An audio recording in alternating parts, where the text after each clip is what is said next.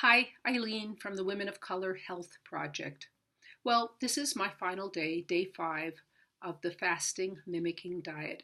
And I just want to summarize 3 things that I learned about myself and that I learned about the diet as it went through the different days. First of all, I loved having more energy. I loved waking up in the morning and not feeling creaky and cranky.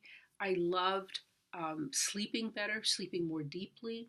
And the last thing was that I liked having less inflammation in my joints. As I mentioned once before, I have rheumatoid arthritis, so I'm very sensitive when my joints get inflamed, and oftentimes that will be from something that I've eaten that just triggers a kind of autoimmune response.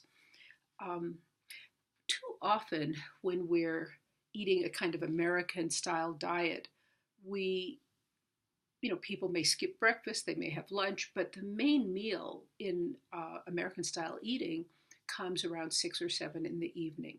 In Mexico, where I live half the year, blessedly we have that big meal of the day, but around 2 or 3:30, and so I'm more accustomed to going to bed with a very empty stomach. But when we are in the States, we shift very slowly back to eating our main meal of the day in the evening. And that can really exacerbate that feeling of having a full belly with lots of stuff sloshing around in the night. Another thing that I noticed about myself is that I stopped self medicating. Now, by self medicating, I'm not talking about anything serious, but there are 2 things that I noticed stayed on the shelves in the bathroom. One is Tylenol. I just stopped taking it. I may have one in the morning or one in the evening, but I just found I didn't need it anymore. Whatever I've been eating in my normal daily diets, was not triggering the kind of either insulin spike or inflammation spike that would necessitate taking a Tylenol every now and then. And the other thing, which is really seems very obvious, but having a much more low key, small, uh, focused diet plan, I wasn't taking antacids. And that, I mean, again, I live in Mexico part of the year. We eat lots of spicy food. My food didn't stop being spicy. I had that delicious green curry cauliflower soup. But the portion sizes were smaller.